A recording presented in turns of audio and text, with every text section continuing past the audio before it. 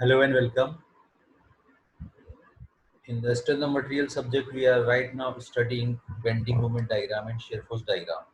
And in our last lecture, we have discussed the bending moment diagram and shear force diagram, how bending moment and shear force are calculated.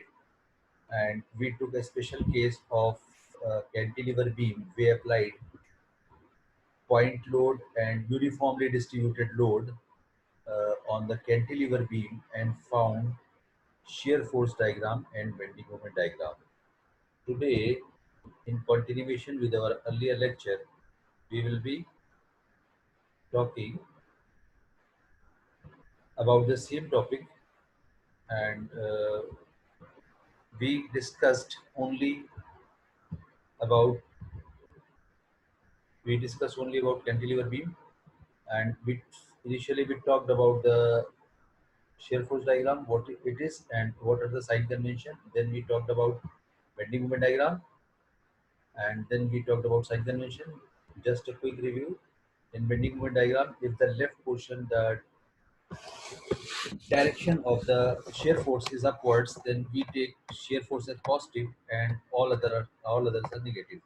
That means if it is, if in the left side of the beam, the position, the force acting is downwards on the left portion, then it is known as negative shear force, and the vice versa is true.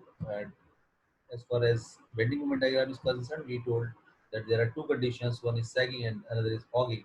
So in case of sagging, we are taking positive bending moment, whereas in case of hogging, we are taking negative bending moment.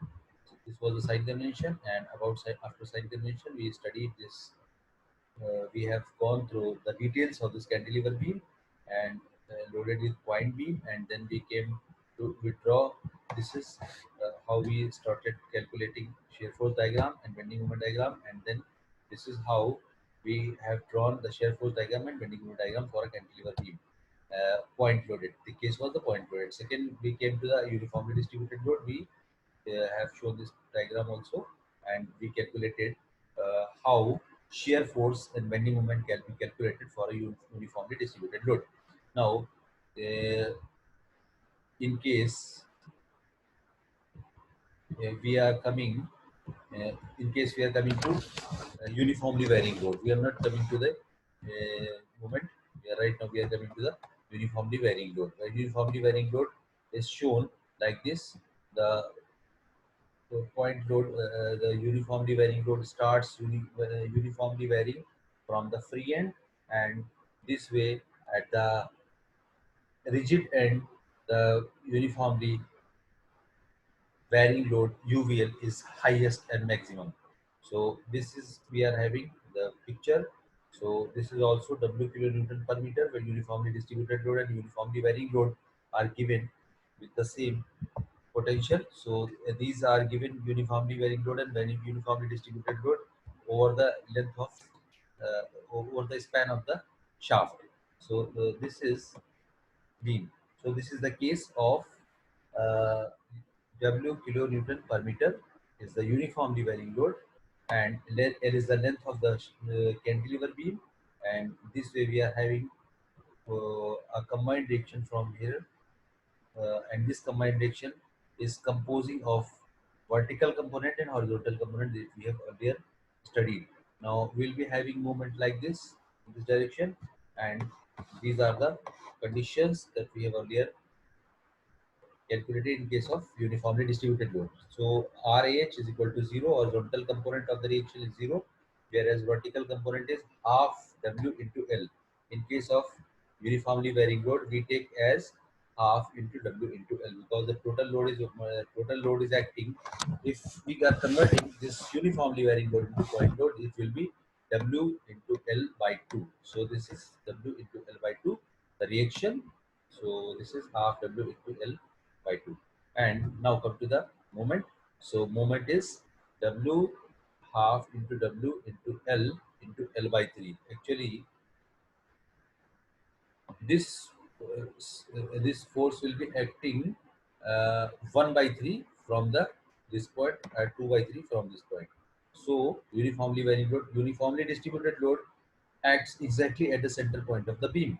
But in case of uniformly varying load, it acts at 2 by third length from the zero starting point, or 1 by 3 from the maximum dense point. So if you are taking, we will be taking L by 3, and if you are taking from this point, we will be taking 2 L by 3.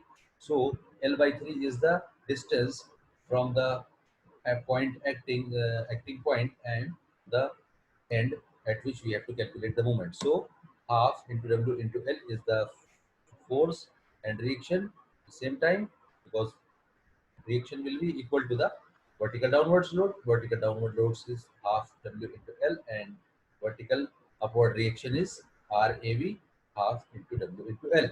So this will be acting at L by 3 from the fixed end. So W into L into L by 3. This way moment is WL square by 6. So this is the moment WL square by 6, and we'll see how will uh, now this is the shear force and bending moment diagram. So now let's come to the shear force diagram first.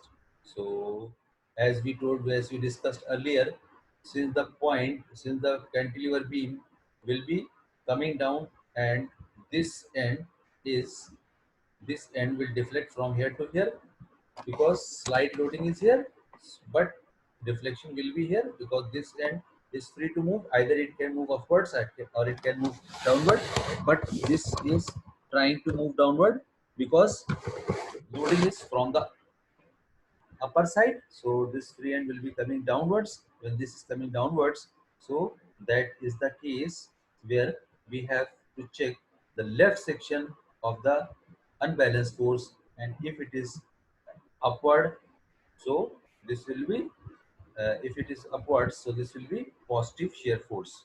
So same is the case. We are having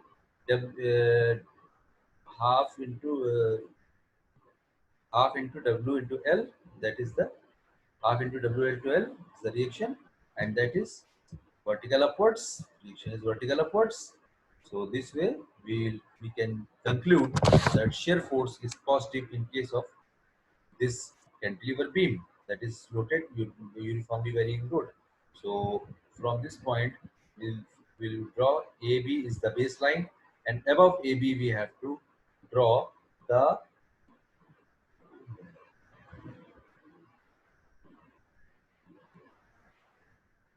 so we'll be having a positive shear force, and how much positive shear force will be there. So this will be starting from 0, and this will be the maximum WL by 2. Now how the how the curve will take place, why this will be parabolic. So we can see that shear force WL by 2 is increasing from 0 to WL by 2, maximum is WL by 2, and from 0 it has started moving. So this is not is increasing linearly, this is actually increasing, if we see, exponentially. So in this section it's less, then again this section high, again section high, very high. So every next section has maximum shear force as compared to the previous section. That's why we will be having a curve, and curve will starting from 0 up to WL by 2, because direction the free end is WL by 2. So this is the shear force diagram. This is positive as far as cantilever beam is concerned. The loading is uniformly varying load. Now come to the bending moment. We have earlier studied bending moment is uh, bending moment x at free end is equal to 0, and bending moment WL square by 6, because half into W into L is the weight, is the force acting downwards, and multiplied by W in L by 3. So this will be WL square by 6. So at the end, we'll be having a moment WL square by 6. This is WL square by 6 at the fixed end. And since again we can see that free end is coming downwards, so free end is coming downwards, that means there is a convex surface that is being produced at the center of the beam, and this way it is hogging, and hogging is taken, bending moment for hogging is taken as negative.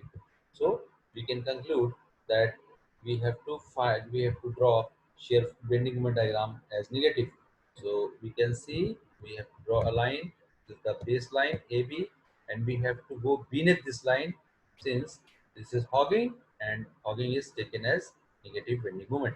So we'll start from 0 and we'll come, this will be Wn square by 6, because this is the maximum bending moment, because at this point L by 3 the force will be acting, and this force will be acting L by 3 into uh, L, sorry, WL by 2 is the force and L by 3 is the distance. So WL square by 6 is the maximum bending moment acting at this fixed end.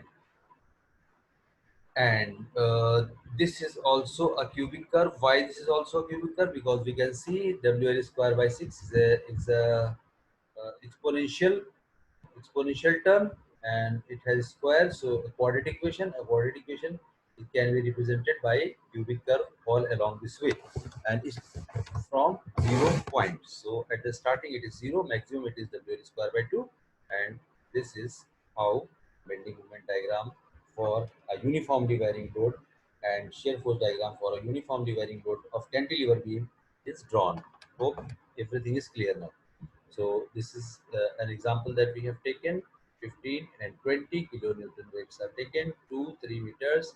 Then reactions we'll find 2 3, total length of span is 5 meter, and 15 and 20 kilonewton are the forces that are acting. Point load that are acting on the cantilever beam, we'll find shear force and bending moment diagram. First start shear force diagram. We have already discussed the nature of the shear force and bending, so I'm not going to discuss it again. So we are having 2 meter and 3 meter length, 15 and 20 meter kilonewton point loads acting at free end and at a point B, that is 3 meter from the fixed end.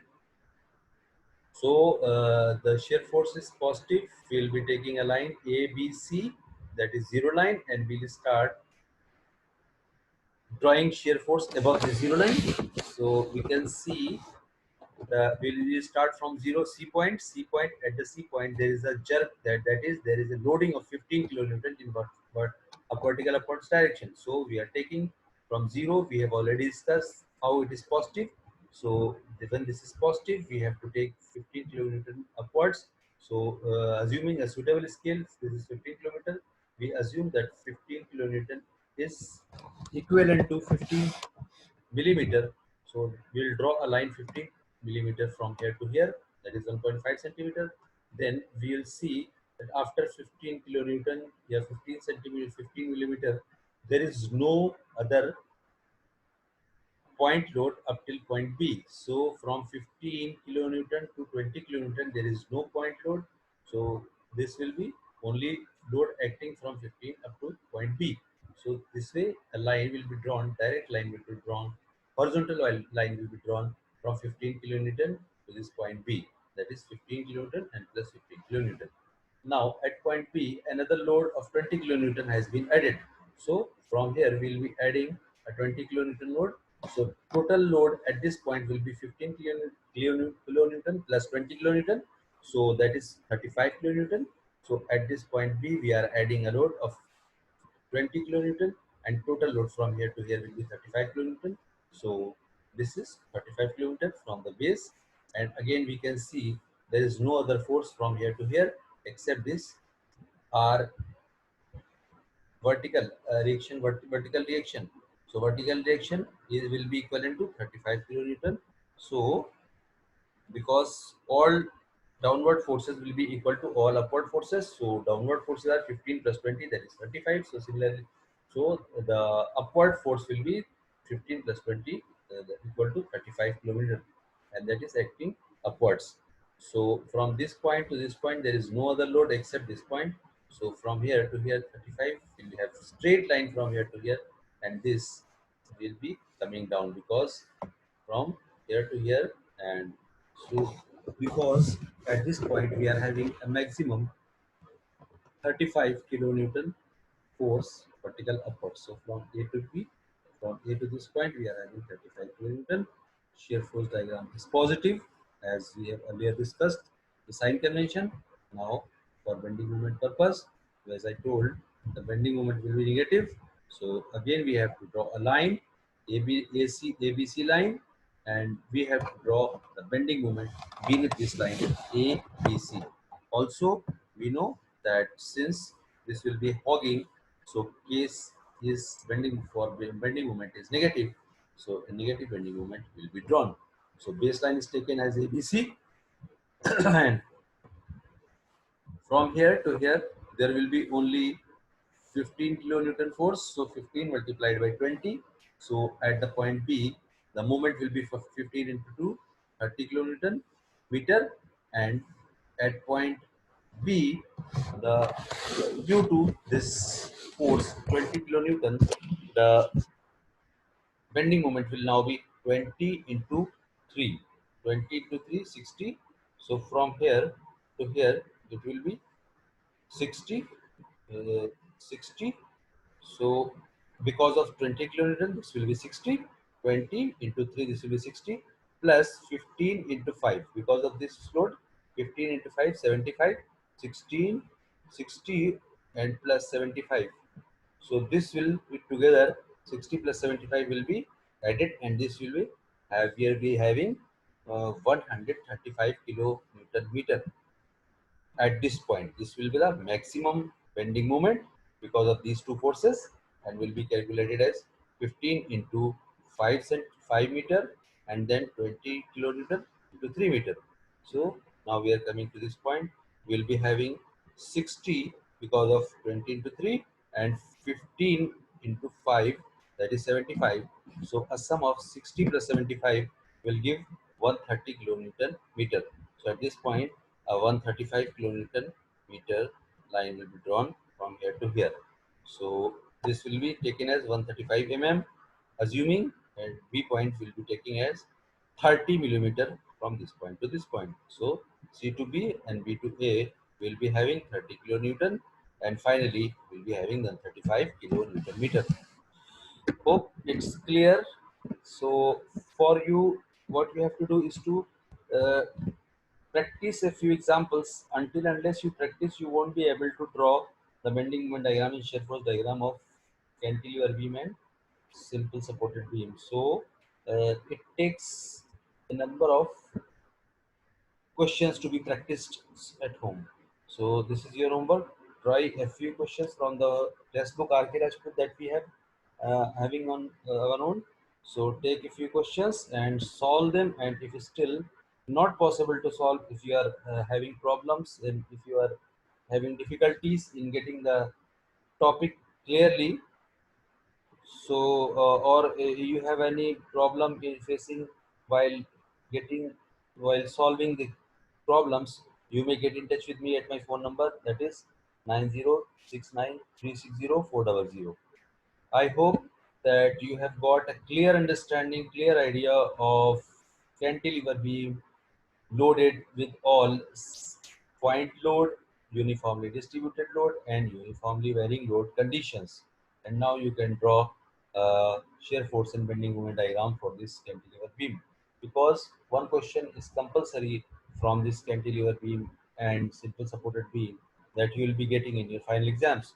And that is quite simple and very conceptual questions. All you have to do is to find the nature of shear force, how much shear force is acting, and at what point, what will be the nature of the curve, and then you have to find, you have to draw bending moments. So bending moments, how many types of bending moments are there? Bending moments you have to calculate.